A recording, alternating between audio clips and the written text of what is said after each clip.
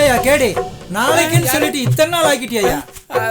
வாங்க சார், வாங்க வாங்க வாங்க, உங்களுக்காக தான் காத்திருந்தேன். என்ன என்ன வேப்ப மரத்தடிக்கு வர சொல்லிட்டு உங்களை தேடி தென்னந்தோப்புக்கு வர்ற மாதிரி பண்ணிட்டீங்களா? உட்காருங்க சார். தேங்க்ஸ் சார், இது நம்ம தென்னந்தோப்பு தான். விளைச்சல் கொஞ்சம் கம்மியா இருக்கு. மண்ணு ஆராய்ச்சி பண்றதுக்காக ஒருத்தர் வர வச்சிருக்கேன். அவரு தான் உங்களுக்கு மாப்பிள்ளையா வர போறாரு. இவரு மிகப்பெரிய சயின்டிஸ்ட் சார். அடடே, நல்ல மாப்பிள்ளைய தான் பாத்திருக்கீங்க. சார் சார், அப்புறம் மாப்பிள்ளை ஓகேனதும் கமிஷனு. மாப்பிள்ளை ஓகேனா கமிஷன் பூரா உங்களுக்கு தான். என்னைக்குமே வாக்கு மீற மாட்டான் இந்த ஃபாரின் பரமும். எப்படியாவது மொத்தத்தையும் அப்ளைஸ் பண்ற வேண்டியதான். வாங்க பாஸ், வாங்க உட்காருங்க. சார், இவர் தான் அவரு. அவரா? அவருன்னா மாப்பிள்ளையா வரப்போறவர் சார். ஓ, இவர் பேர் வந்து ஆதி. ஓஹோ, வந்த ஆதியா? வந்து ஆதி இல்ல சார், வெறும் ஆதி சார். ஓ, வெறும் ஆதியா? மிஸ்டர் வெறும் ஆதி? ஐயோ, வெறும் ஆதினா பேர் மட்டும் ஆதி சார். ஓ, ஆதியா? இவரு என் பொண்ணுக்கு மாப்பிள்ளையா வர்றதுக்கு முன்னாடி என்ன ஜூஸ் புரியணுமா? இல்ல, நான் 5-6 கேள்விகள் கேட்பேன். அதுக்கு கரெக்டா பதில் சொல்லிட்டா இவரு தான் எனக்கு மாப்பிள்ளை. கேளுங்க. மிஸ்டர் ஆதி, உங்க ஹைட் என்ன? 5.6. ஓ, முதல் கேள்வி ஓகே. உங்க வெயிட்? 65 kgs. 65. இதுலயும் நீங்க பாஸ். எங்க எழுந்து நடங்க, நடந்து காட்டுங்க. என்ன பேஷன் ஷோல நடக்க வைக்கிற மாதிரியே நடக்க வைக்கிறான். ஓகே, இதுலயும் பாஸ். நொண்டி அடிங்க, செய்துரு.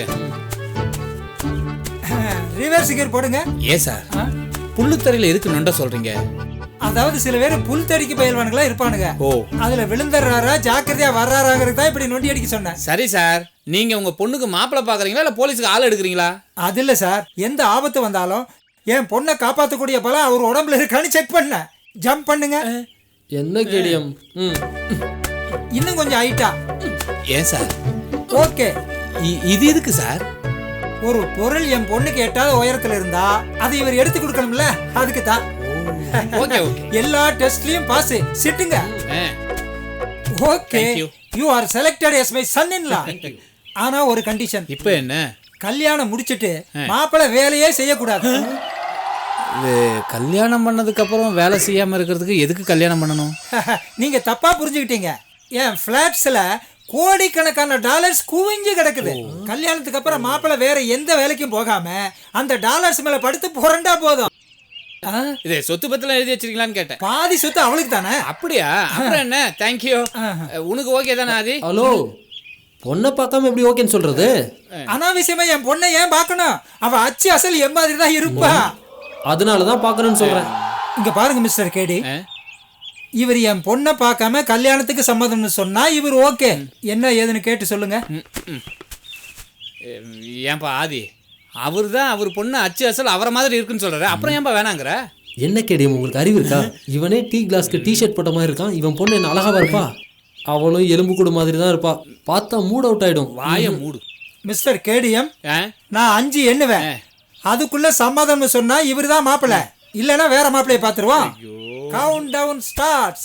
5 4 3. போதும், நிறுத்துங்க சார். ஏன் மத்ததெல்லாம் நான் எண்ண வேண்டாமா? இனிமே நான் தான் சார் எண்ணணும். நீங்க ஏன் எண்ணி பார்க்கணும்? மாப்பிள்ளை போயிட்டேன் சார். உங்க பொண்ணுக்கு புதுசா ஒரு மாப்பிள்ளையை தேடணும். நீங்க கமிஷன் கொடுப்பீங்களா? அது என் கைக்கு வருமா வராதான்னு இதை பத்திலாம் நான் எண்ணணும் சார். நீங்க கவலைப்படாம வேற மாப்பிள்ளைய பாருங்க. உங்க கமிஷன் கன்ஃபார்ம்டு.